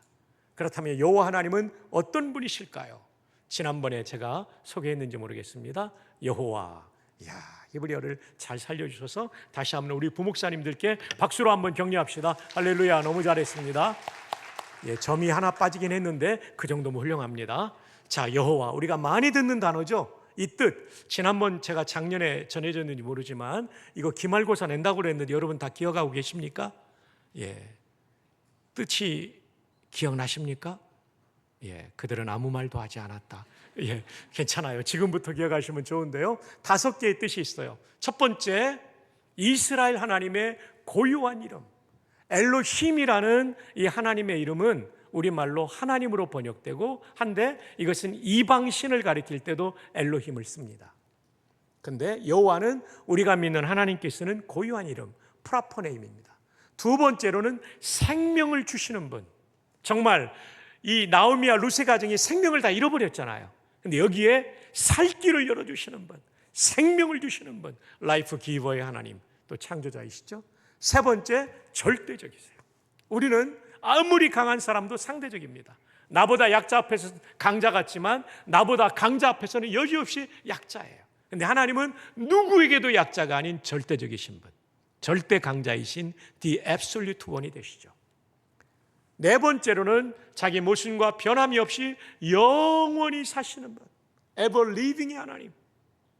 저희 어머님이 정말 외아들인 저를 많이 사랑해 주셨죠. 아버님 돌아가시고 새벽기도 시작하셨고 다녀오시면 안수기도 할 때 항상 1번은 외아들인 저였고 그 다음 큰 누나, 둘째 누나, 셋째 누나, 여동생 둘. 저희 집에 여자 동기간이 5명이 있습니다. 근데 1번은 저였어요 항상. 참 감사하죠. 근데 추운 날 갔다 오면 손이 얼어 있는데도 1번은 저였어요. 정신이 번쩍 났던 순간이 납니다. 근데 어느 날은 너무 힘드신지 막 우시더라고요. 막 눈물이 막 이마에 떨어지던 순간이 기억나요. 어머님이 재작년도 아니죠. 이제 3년 전에 돌아가셨고 제가 2년 전에 총장이 됐는데 5명이 경선을 벌였는데 당선된 그날 밤 잠이 안 오더라고요. 근데 어머니 생각이 나더라고요. 어머님은 떠나셨지만 어머님의 기도는 영원히 살아계신 하나님이 지금도 응답하고 계시는구나. 사랑하는 여러분, 이 예배당에 와서 기도한 거 여러분이 천국으로 이민 가도 그대로 응답될 줄 믿습니다. 우리는 떠나지만 영원히 사시는 ever living의 하나님이 응답해 주실 것입니다. 기도가 가장 큰 유산이죠. 5번째는 자존자, 스스로 존재하시는 분이죠. 피조물이 아니죠.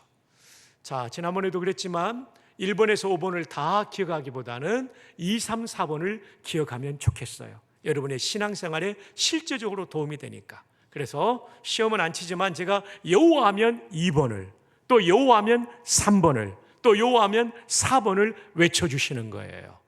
준비됐나요? 예, 잘하셨어요. 좋은 선생님들 많아요. 나이 드신 분들은 준비됐어요로 답하고 좀 젊은 분들은 네네 선생님으로 바뀌어서 그렇게 답하기도 합니다. 자, 이제 들어갑니다. 여호와, 여호와, 여호와. 할렐루야. 이거 사진 찍어 놓으시면 좋을 것 같아요. 그래서 여러분, 나오미와 룻의 집안은 희망이 없는 집안이었어요. 그죠? 근데 하나님 닮은 배려를 하니까 이 절대적이신 여호와께서, 절대적인 여호와, 생명을 주시는 여호와께서 도와주시니까 되는 거예요. 그러니까 여러분, 인생은요, 가진 것으로 사는 사람이 있고 받은 것으로 사는 사람이 있어요. 가진 것으로 사는 사람은 제한된 삶을 살아요. 근데 하늘로부터 받아서 사는 사람은 무한한 삶을 사는 거예요. 보배로우신 성도님들이 가진 것으로 사는 성도가 아니라 받은 것으로 사는 성도들 되기를 바랍니다. 그러려면 하나님 마음에 맞는 삶을 살아야 돼요. 집에 어려움이 있을 때 네 탓 내 탓 이렇게 하지 마시고 하나님의 뜻이 있지. 여보, 우리 힘냅시다. 우리 하나님 바라봅시다. 강사님이 그랬잖아. 여호와라는 이름의 뜻이 절대적인 분, 생명을 주시는 분, 영원히 사시는 분이라고 했는데 그 하나님이 우리 도와주실 거야. 참새 한 마리가 땅에 떨어지는 것도 하나님 허락 없이는 안 되는데 우리 집에 이런 어려움이 있는 거 하나님이 있으신 거죠. 요셉을 앞서 보내셨으며 여호와의 말씀이 응할 때까지라. 요셉이 고생한 거 그냥 헛고생 아니잖아요. 하나님 말씀 무할 때까지 고생하다가 쓰임 받잖아요. 이렇게 뜻을 구하면서 배려하는 거죠. 아멘. 우리 가족들끼리 서로 깊이 배려할 수 있기를 축복합니다. 오늘은 가족들이 집에 돌아가서 꼭 끌어안고 더 배려하겠습니다. 고운 말 쓰겠습니다. 내가 집안일 도와드릴게요. 이렇게 하면 여러분 참 좋을 것 같아요. 사실 여성들이 나이 들면 골다공증도 생기고 힘들거든요. 음식물 쓰레기는 남자들이 버려야 된다고 이 연사 강력하게 주장하는 바입니다. 분리수거도 좀 하시면 좋고 방도 닦으시고. 저는요 설거지할 때 기분이 참 좋아요. 옛날에는 그거 죽기보다 싫었거든요. 왜냐하면 제가 3대 독자 외아들이니까 부엌 근처를 어머니 못 오게 하셨어요. 근데 이제 시간이 지나가니까요 설거지 시작하면 이제 아내는 바쁘니까 막 이렇게 씻어가지고 그 말리는 데 놓잖아요. 저는 군목 출신이라서 크기대로 정리를 쫙 합니다. 오와 열을 딱 맞춰가지고 제가 봐도 기분이 참 좋아요. 이 정렬됐을 때 기분이 진짜 좋아요. 우리 남성들 한번 그렇게 해보시기를 바랍니다. 우리는 다 군생활 했기 때문에 그래서 작은 그릇은 작은 그릇대로 쫙, 중간 사이즈는 중간대로, 큰 그릇 큰 그릇 쫙. 남성들이 별로 안 좋아하는 얼굴입니다. 예, 바쁜 중에도 그렇게 하면요 아내들이 격려를 받죠. 그리고 부인들께서는 남편 좋아하는 메뉴를 어찌하든지 해주시면 좋겠습니다. 남편이 좋아하는 부분을 이렇게 여러분들이 또 채워주시는 거죠. 서로 배려죠. 부모님 좋아하시는 거, 자녀가 좋아하는 거 이렇게 배려할 때 그 가정이 천국의 예고편을 경험하는 거죠. 할렐루야, 할렐루야. 여러분의 가정이 아무리 어렵다 할지라도 여호와 하나님이 살아계십니다. 그분은 생명을 주시는 분입니다. 그분은 절대적인 분입니다. 그분은 영원히 사시는 분입니다. 우리의 소망은 우리에게 있지 않습니다. 여호와 하나님께 있습니다. 우리가 위대할 수 없습니다. 하나님이 위대하시기 때문에 우리의 인생도 위대해지는 겁니다. 우리가 위대한 게 아니에요. 하나님이 위대하신 거예요. 나오미와 룻의 가정이 회복되는 것을 보십시오. 기가 막힌 거죠. 자, 이제 정리의 시간이 다가옵니다. 룻은 보아스 사이에서 오벳을 낳죠. 오벳은 이새를 낳죠. 이새는 그렇죠, 다윗을 낳죠. 그리고 다윗으로부터 1000년 후에 누가 태어나죠? 이렇게 상식이 충만한 우리 동원교회 성도님들은 복됩니다. 예수 그리스도. 그러니까 룻이 보아스를 만났다는 거지, 그것이 단지 이제 생계가 보장됐다, 가정을 꾸리게 됐다, 이 정도가 아니라는 거예요. 다윗 왕조를 일으키는 일을 섬긴 거예요. 또 다윗 왕조로 끝나는 게 아니죠. 영원한 다윗의 왕조가 되시는 만왕의 왕이신 예수 그리스도의 오심을 준비하는 인생이 되었다는 거예요. 사실 룻은 유다, 이스라엘 여인도 아니잖아요. 모압 이방 여인이잖아요. 어떻게 보면 이스라엘 사람들이 개처럼 여기던 사람이었잖아요. 상종도 안 하던 사람이었잖아요. 남편도 죽은 사람이었잖아요. 아무런 희망이 없는 사람이었잖아요. 근데 홀로 된 시어머니를 배려하고 그 시어머니 하나님을 섬기고, 아니 그 이전에 그 시어머니가 며느리들을 그렇게 잘 대하고, 이런 사람들을 쓰시는 거예요. 오늘도 하나님 닮은 배려를 우리의 가정에서 적용할 수 있기를 주님의 이름으로 축복합니다. 아멘이 작아요. 오늘은 이쪽이 잘 안 나오고 있어요. 이쪽은 잘 나오고 있고 서로 배려하기를 축복합니다. 다 하셨어요. 발코니 층 했나요? 아멘. 아유, 장로님 감사합니다. 충성 잘하셨습니다. 그래서 마태복음 1장 1절 함께 읽어요. 시작. 네, 다윗의 할머니가 룻이에요. 그리고 예수 그리스도 할머니도 룻이에요. 그 다음 5절로 6절 다 함께요. 시작.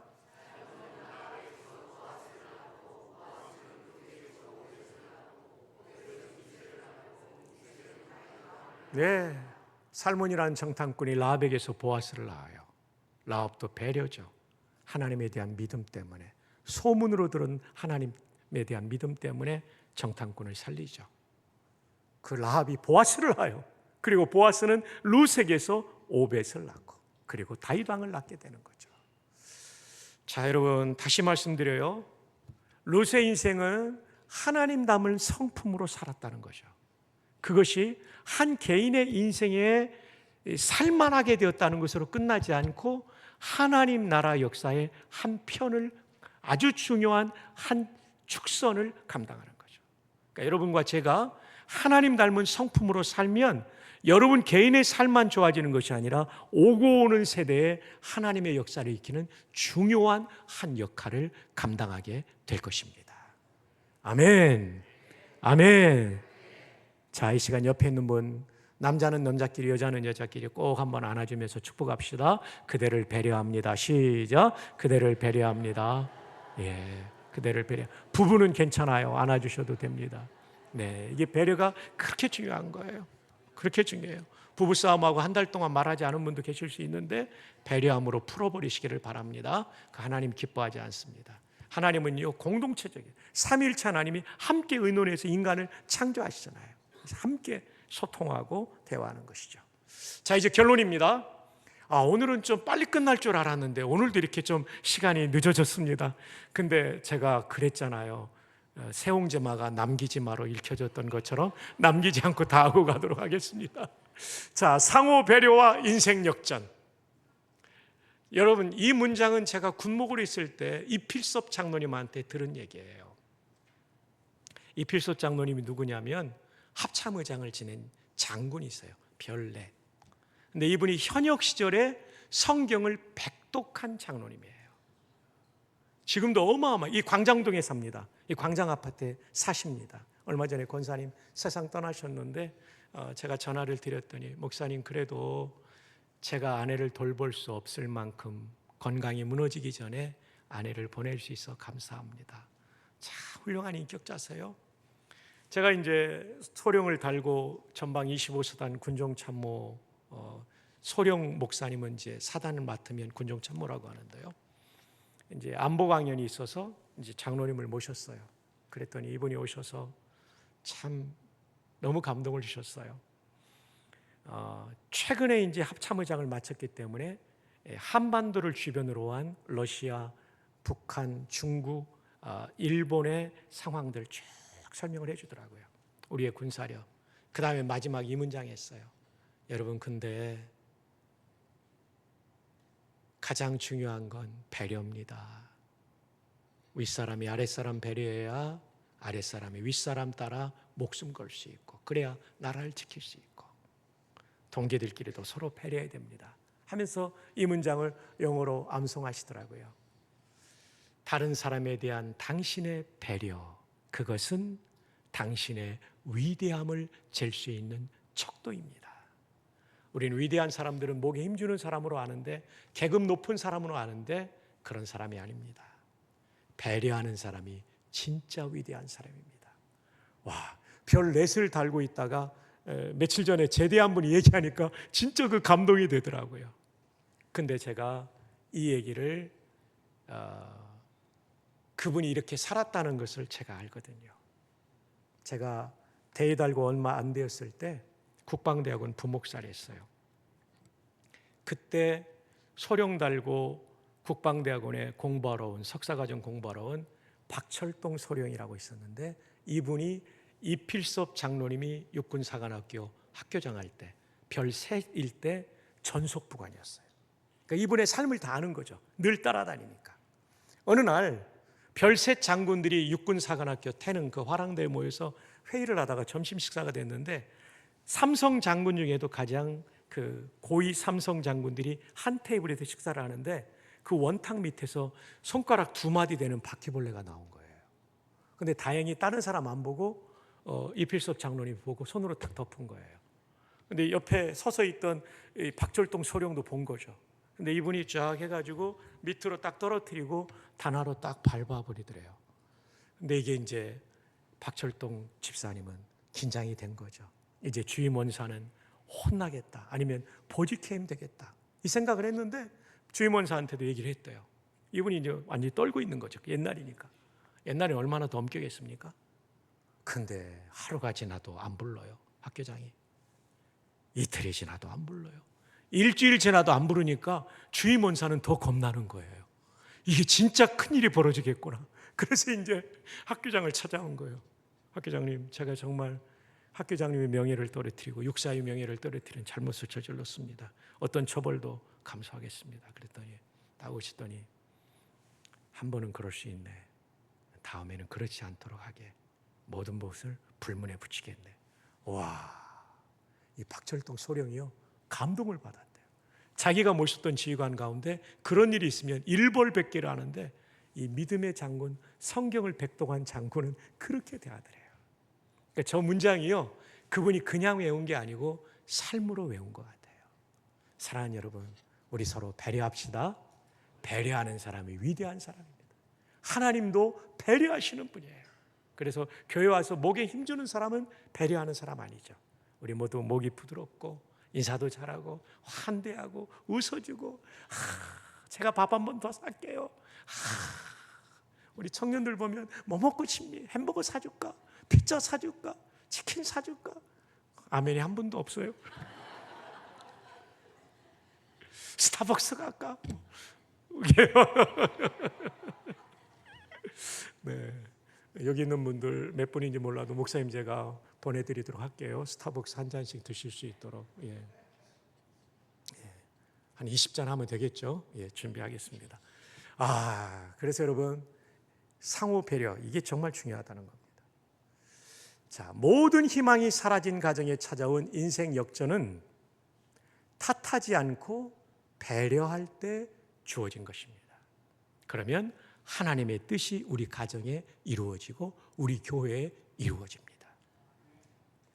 배려는 하나님을 닮은 것이어서 배려하는 사람을 기뻐하시며 그들에게 인생 역전을 베풀어 주십니다. 우리가 가정과 교회와 학교와 일터에서 배려함으로 하나님께서 베푸시는 인생 역전을 경험하시는 우리 모두 되기를 주님의 이름으로 축복합니다. 아멘. 이제 우리 다 일어나십시다.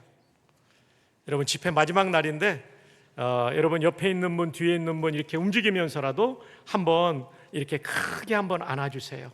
안아주면서 한번 격려하세요. 앞으로 배려하며 살겠습니다. 이렇게 한번 합시다.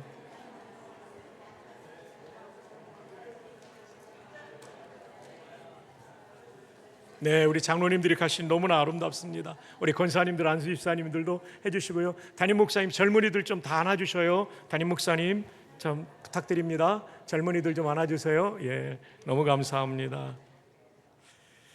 제가 올라올 때는 620장을 하자고 그랬는데요. 563장, 아까 우리 찬양했던 그 찬양이 너무 좋아요.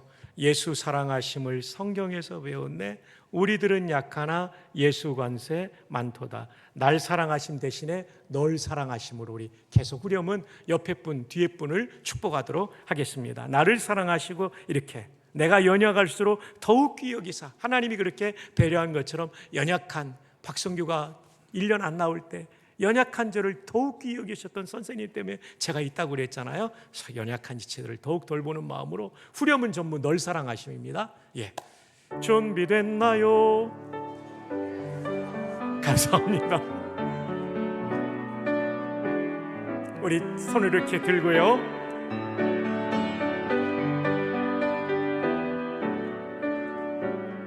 예수 사랑하심을, 예수 사랑하심을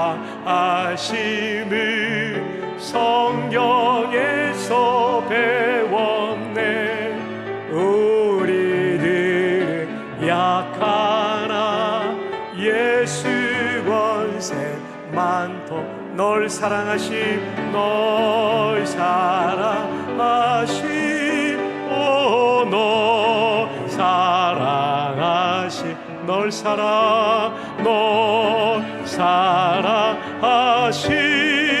성경에 써 있네. 너를 사랑하시고 너를 사랑하시, 너의 죄를 다 씻어 하늘 문을 여시고 들어가게 널 사랑하심 돌아보며 널 사랑하심, 오 널 사랑하심, 널 사랑, 널 사랑하심 성령에 쓰였네. 내가 연약할수록 네가 연약할수록 더욱 귀히 여기 높은 보좌 낮은 너를 보시네. 낮은 너를 보시네. 널 사랑하시고 널 사랑하시 널 사랑하심 성경에 쓰 마지막 절입니다. 세상 사는 도 너와 함께 하시고 너와 함께 하시고 세상 떠나가는 날 천국 가게 하소. 널 사랑하시오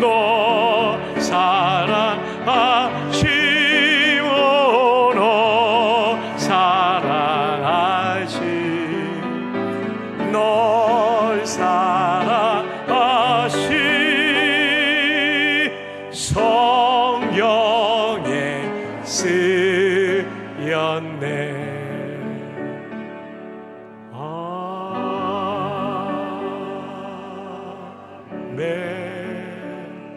와, 테너 너무 잘 나왔어요. 남자는 남자끼리, 부부는 괜찮은데 서로 한번 꼭 안아주세요. 한 번 더. 당신을 배려합니다. 축복합니다. 우리 원로 장로님 안아주시고요. 여성은 여성끼리 해주시기 바랍니다. 우리 자리에 앉아주시기 바랍니다.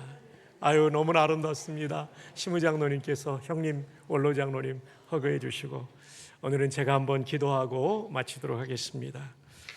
아버지, 이렇게 좋은 교회, 복된 교회 와서 하나님 말씀 전하게 해주시니 감사를 올려드립니다. 우리 성도님들 오늘 말씀처럼 가정에서, 교회에서, 삶의 터전 그 어디에서든지 어렵고 힘든 일이 있을 때 탓하지 말게 도와주시고 하나님이 내 인생을 붙잡고 계시다는 섭리신앙으로 무장하여 하나님의 뜻을 구하며 옆에 있는 사람, 배우자를 비롯한 모든 가족들과 믿음의 가족들에게까지도 배려하는 사람 되게 하여 주옵소서. 또한 서울시 안에서도 어디를 가든지 배려하는 사람이 되어 하나님을 닮은 배려하는 사람들을 기뻐하시는 하나님께서 인생 역전 드라마를 펼쳐주시는데 우리 모두 머리 숙인 성도들이 그 인생 역전 드라마의 주인공으로 꼭 쓰임받도록 인도하여 주옵소서. 가족들 가운데 때로는 불편한 관계도 있을 수 있습니다. 교우들 가운데도 그럴 수 있습니다. 그러나 이 말씀 믿음으로 순종하는 종이 되어 말씀대로 배려함으로 말미암아 하나님께서 그 믿음 보시고 높이 영광을 받으시며 우리 한 분 한 분의 인생 속에 거룩한 하나님의 개입으로 인생 역전의 드라마가 펼쳐지게 하옵소서. 사랑하는 담임 목사님 네 분을 크게 복 주시고 귀한 교회를 목양하실 때 주님의 심장 가지고 섬기는 그 사랑의 수고를 기억해 주시고 올 한 해도 교회의 구석구석에 하나님의 은혜가 흘러가고 복된 한 해 될 수 있도록 인도하여 주옵소서.